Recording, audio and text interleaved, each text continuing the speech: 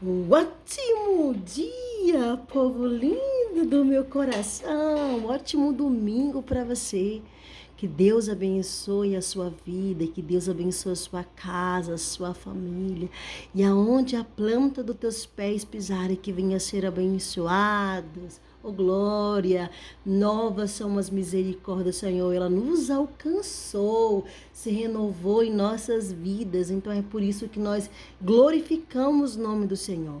Nós adoramos nele nesse domingo maravilhoso. Nós agradecemos pelo dom da vida, pela oportunidade que ele nos concede nessa manhã.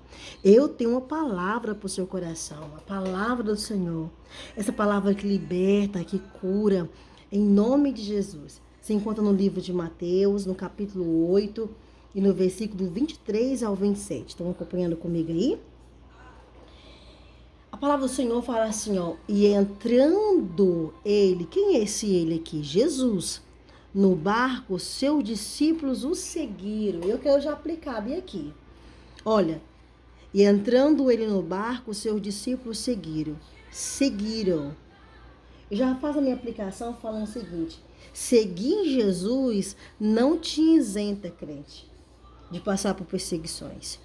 Seguir Jesus não te isenta de ser rejeitado. Seguir Jesus não te isenta de ser odiado pelas pessoas por amor a Jesus, pelo nome do Senhor Jesus. Seguir Jesus não te isenta dos teus amigos, teus irmãos te jogar no poço. Seguir Jesus não te isenta de passar pela tempestade da vida. Essa trajetória, esse caminho, quando você confessa o Senhor como seu único e suficiente Salvador, e você fala: Senhor, Tu és o meu Senhor e Tu és o meu Salvador. Eu aceito, Senhor. Eu aceito caminhar com o Senhor. E esse aceitar não te isenta de passar por tempestade da vida, por grande tempestade. Não, não, não. A Bíblia diz que os discípulos seguiram quem? Jesus. Foi os discípulos que seguiram Jesus. E nós, como seguidores do Senhor Jesus, passamos por muitas coisas, mas o Senhor sempre está conosco, porque é uma promessa dele. E eis que no mar, aonde que se levantou a tempestade? No mar. Se levantou uma tempestade tão grande que o barco era coberto pelas ondas. Ele, porém, Jesus, estava dormindo, querido. Jesus estava dormindo. Olha, maior do que essa tempestade que você está passando, você tem que saber que é Jesus.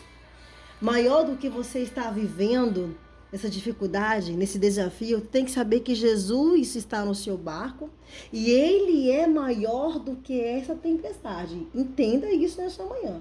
Compreenda isso. A tempestade não tem o poder de despertar o Senhor Jesus. Veja que o Senhor Jesus estava dormindo na polpa do barco.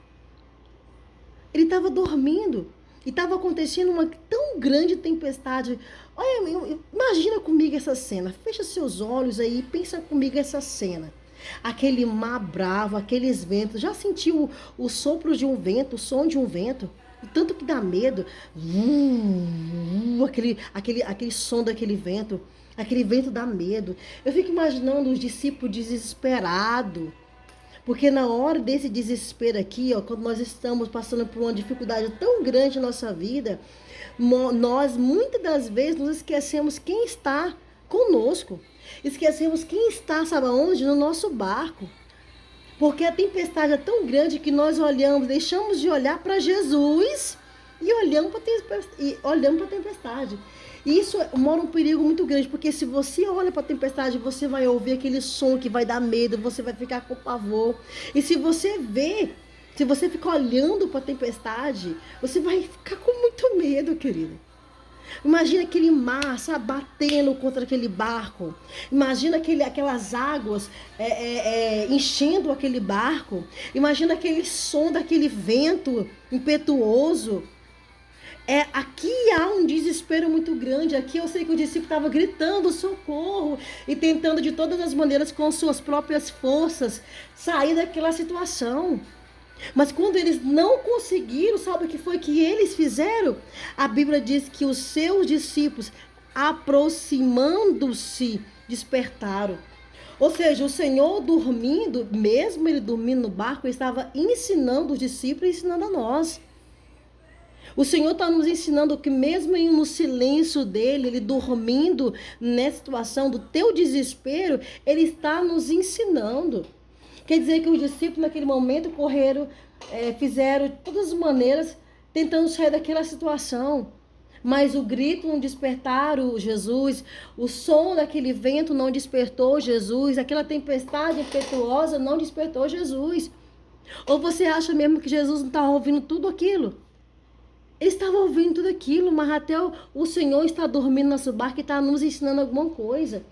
Veja que o Senhor não foi despertado pelo grito, pelo pavor, pelo som do vento de jeito nenhum. Ele não foi despertado por isso.